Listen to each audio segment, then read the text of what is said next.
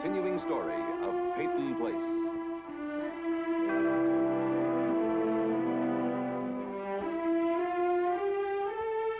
Starring Dorothy Malone as Constance Mackenzie, Ed Nelson as Michael Rossi, Mia Farrow as Allison Mackenzie, Ryan O'Neill as Rodney Harrington, Barbara Parkins as Betty Anderson, Tim O'Connor as Elliot Carson, Christopher Connolly as Norman Harrington.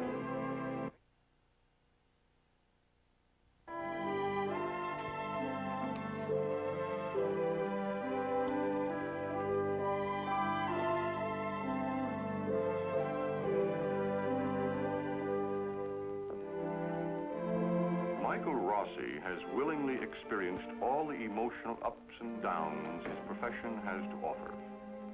All that is but one.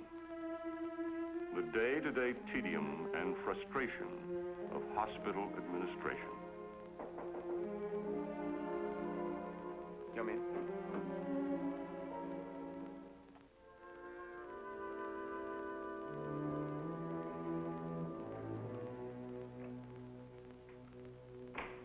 Sit down, Betty.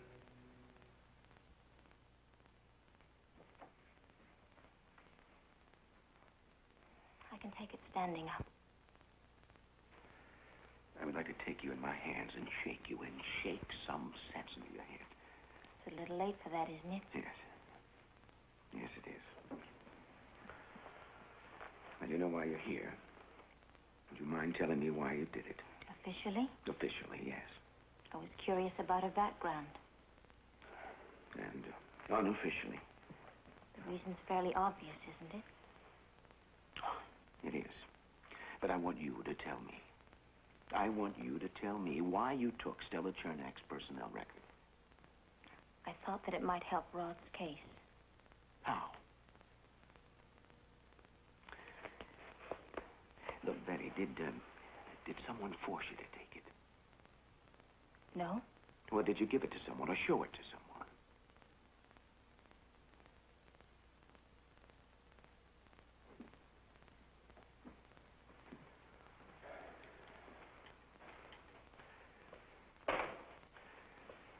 Betty, aside from the fact that you took, you stole something from the hospital. I mean, if Stephen Cord forced you... Stephen didn't force me.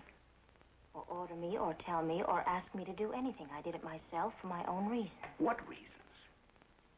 Stella Chernak lied on the witness stand. I knew what I was risking. And was it worth the risk? I mean, do you think what you did was heroic or romantic? I didn't do it for a medal, Doctor. I don't want a medal, but I don't want to be burned at the stake either.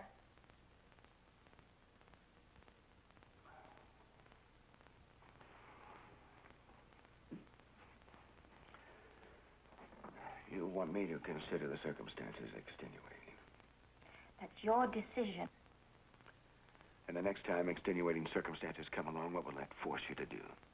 Falsify someone's records or take a supply of narcotics? Do you really believe that? Unofficially, no. Officially?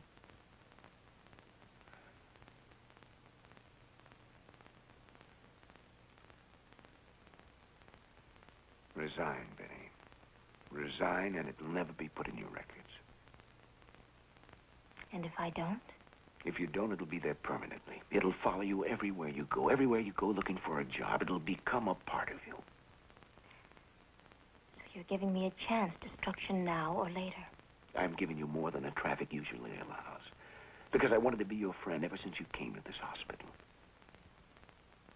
Look, believe me, I can understand. I can sympathize with you.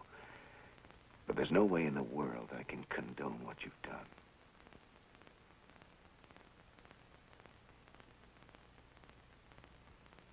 Well, chalk went up for Stella Chernak.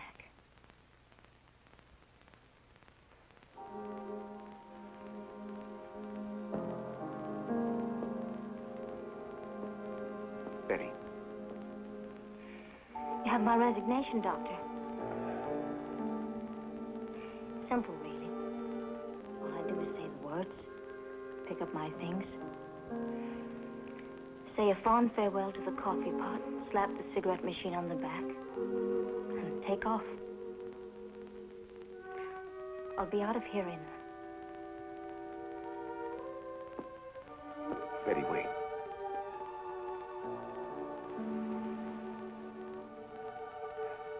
Look, if there was,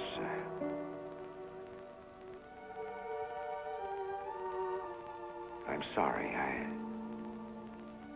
I am sorry.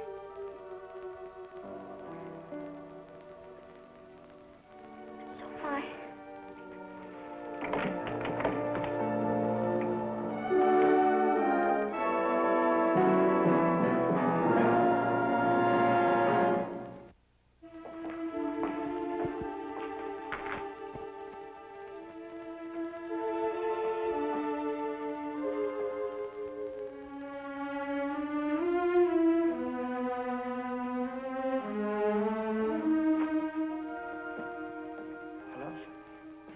Hi, Betty. What's the rush?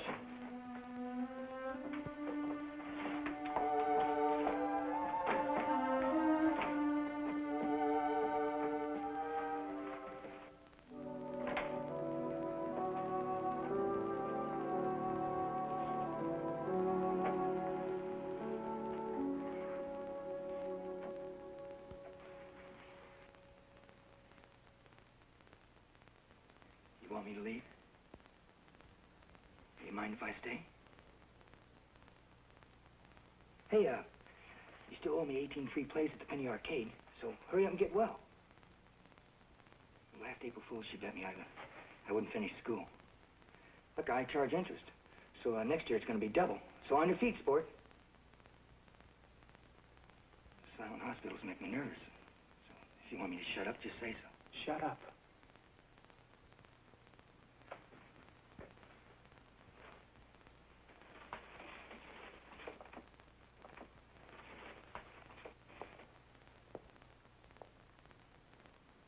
What's that?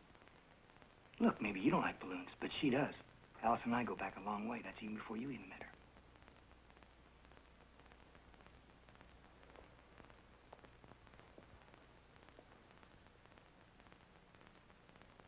You remember right after Dad left? Everything was okay then. You guys used to have spaghetti parties at the apartment. You were supposed to be at Rita's studying, not spying. Nobody's spying. Just the whole place felt like a garlic pit. And I'd eat coagulated spaghetti a few times for breakfast. Rod, it can be like it was then. I mean, when she wakes up and this trial and junk's over with. You and Allison and me and Rita. We can go to New York, Rod. The four of us. Get married, the whole bit. We can even go to college at night if you think we ought to. There's a lot of nothing jobs in New York. That is, if you don't mind a nothing job. Rod, we can do it. I know we can. We can knock the whole world over, just the four of us.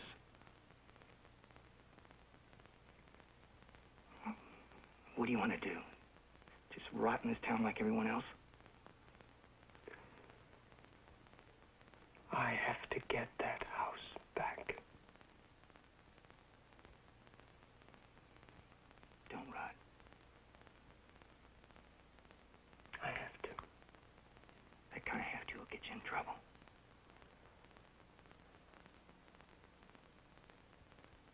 You're just like Dad.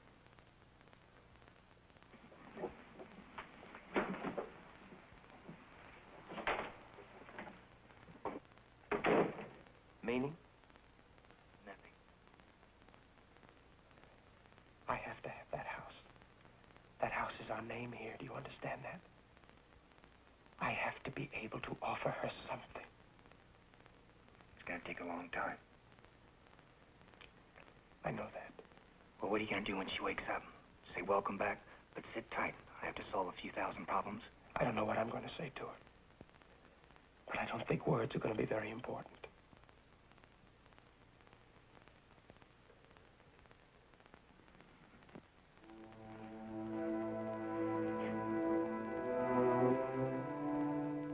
We'll work things out.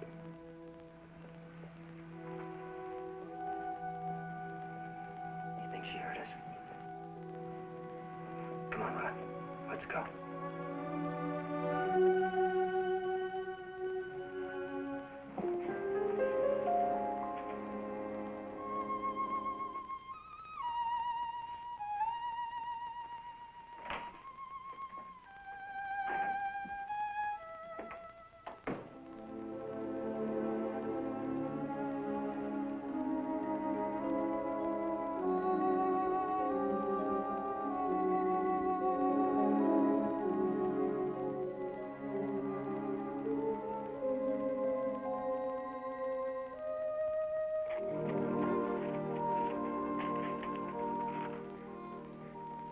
Carson.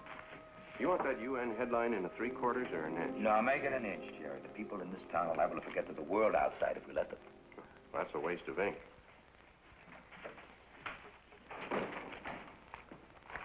Got a minute, son? Not really, Dad. Hmm? Well, what do you have in mind? Oh, it can wait. It can wait. No, come on. It's all right. Well, I've been wondering, where are we going to put the new baby? Because Allison will be home.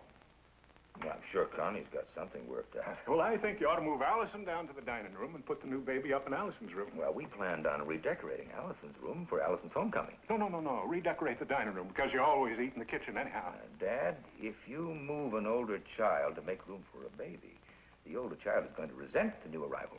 What? Yes, I've been reading some books on it, and all the experts, they agree that it's a mistake to put babies into a half-right, done-over makeshift rooms. Oh, fiddlesticks. Look, Dad, this baby is the most incredible thing that's ever happened to me. And I'm going to welcome him with pink champagne, with 50-cent cigars, with a brass band, with a proper nursery. Look, what do you think of that?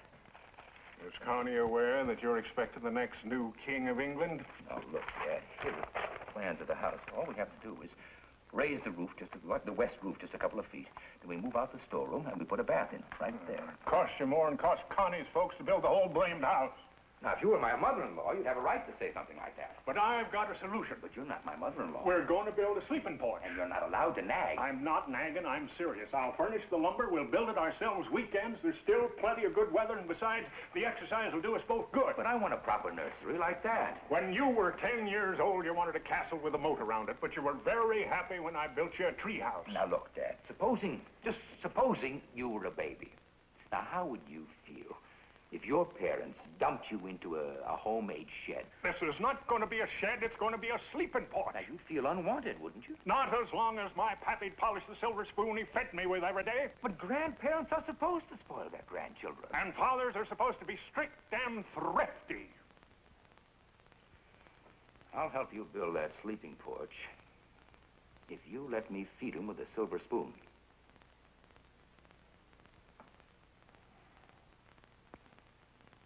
Deal. You're going to make a terrifying nanny.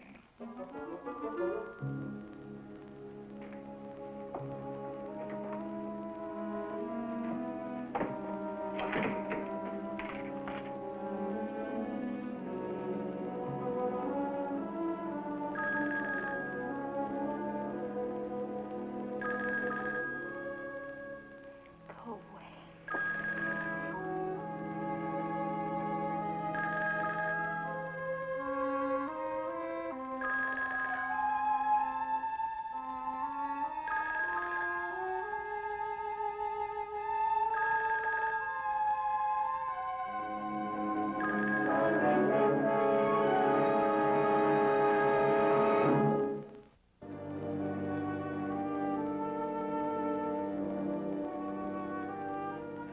Understand it, Betty. I just don't understand it. Why didn't you call me? Why didn't you call me right away? What was there to call you about? There's nothing you could have done. All you could have said was how sorry you felt, and I feel sorry enough already. Now, that's nice and neat. But I feel responsible for what happened. All right, I admit it. You were responsible. But I did it. I wanted to do it. And it's finished. Would you feel better if I tipped a kettle of boiling water on you? Okay. If I had a big brother, I'd tell him to beat you up. A little. Don't be noble. Oh, Stephen, it's not your fault. You didn't ask me to take the records. I didn't ask you. I told you how important they were, how vital they were to Rodney's defense. And when you told me you'd help me, I protested with a resounding whisper. Stephen, I knew what I was doing. So did I. And that's the problem.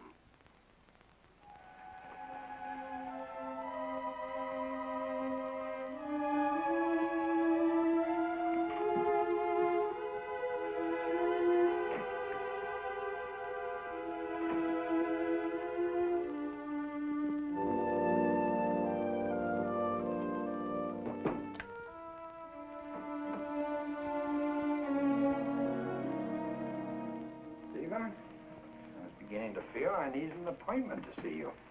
Things have been a little frantic. How's your case coming? Fine.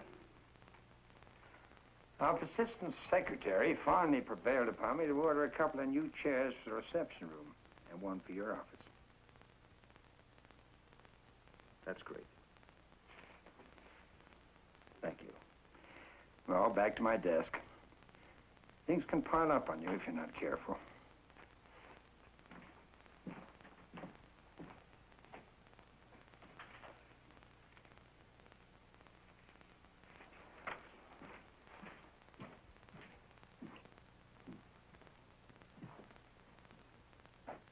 Mr. Dahl? If you're going to be finished soon, I thought we might have a drink at the end. Oh, I'd like that, Stephen, but Mrs. Dowell is holding dinner. Maybe you'd like to join us. Well, thank you, but I have some homework. Well, just a thought. You're right. Things do pile up.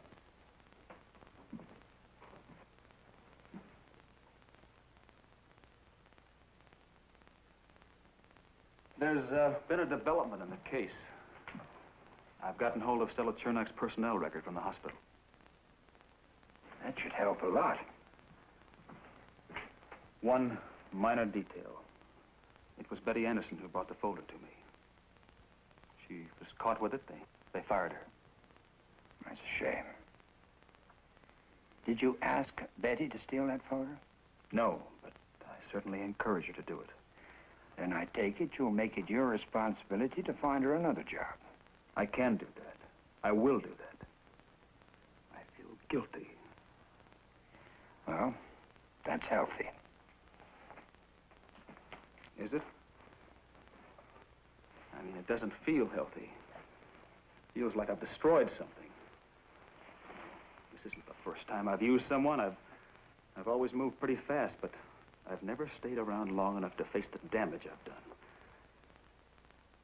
When was the last time you asked your wife or your best friend or even your barber to get evidence for you for one of your cases?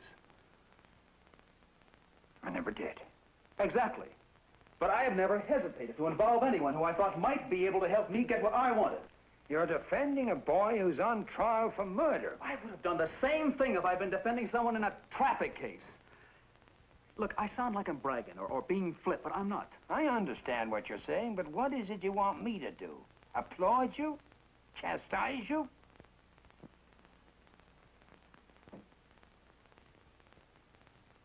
I would have liked someone to sit in judgment and approve of what I did, of what I felt I had to do. But there was no one. There never is. Stephen, I've always envied men like you and Leslie Harrington and others that I've known.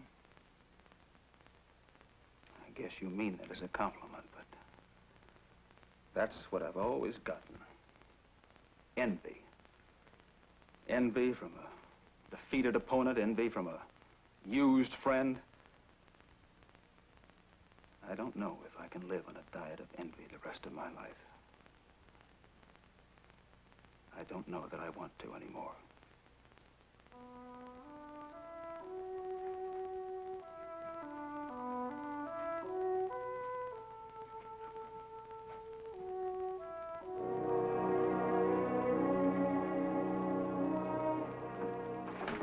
Miss Chernak. I appreciate you letting me come over. Oh, it's no trouble at all. Come in.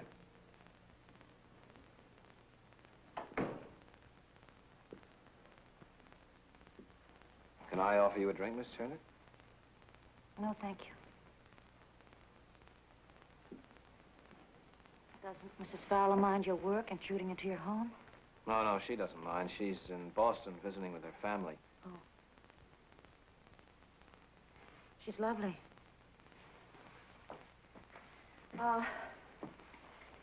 I realize that, you're not my attorney. I'm merely one of your witnesses, but... But a very important witness, Miss Chernak. Sit down, please. Okay. Anyway,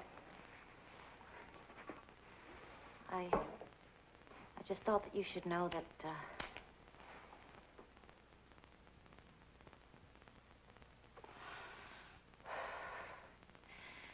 I just thought that I should tell you that, a couple of days ago, Rodney Harrington just happened to be in the hospital parking lot as I was getting into my car. I don't want to make that sound like he was laying in wait for me. It was probably just my imagination. Go on. We talked. That is, Rodney talked mostly about, how could I tell such lies about him he wanted to know. I guess it's normal for him to hate me, but, there were a few moments when he had me worried. I can tell you that. Did he threaten you specifically? No. He was angry, but, Did he lay a hand on you? Did he use any kind of force? no. Did anyone witness this? Elliot Carson came by a moment after it was all over. You said this happened a couple of days ago, and you seem to indicate that it disturbed you. Why did you wait so long before telling me or the police about it? I'll be honest with you. I wouldn't be here now telling you about it if it weren't for what happened today. I got so mad. My personnel records at the hospital were stolen. Stolen. I mean, I think that's really too much. Have you any idea who took them? Well, I'm sure it was Betty Anderson. They've got it back now. And, I've heard that they're going to fire her, but I'm beginning to feel like there's a conspiracy against me. In this town. Please don't misunderstand this question, Miss Chernock, but I have to ask it. Is there anything in your personnel records that I should know about? Not that I know of. I'm sorry you've had to be subjected to all this. What should I do? Well, I could initiate punitive action against Rodney Harrington. That is, if you feel you're in any physical danger. No. No, not really. I just thought you should know what's happening. Maybe it's the kind of thing you can use at the trial. I'm not going to answer that, Miss Chernock, and I don't think you'd want me to. I do appreciate your coming, however. Technically, of course, you're right. I'm not your attorney. But I think it's vital for us to have a direct and honest relationship, and I think we're getting it. The main thing right now is just to sit tight. But please, do feel free to tell me if anything else happens. Thank you. Well, thank you for coming. I thought it would be better if you worried about it.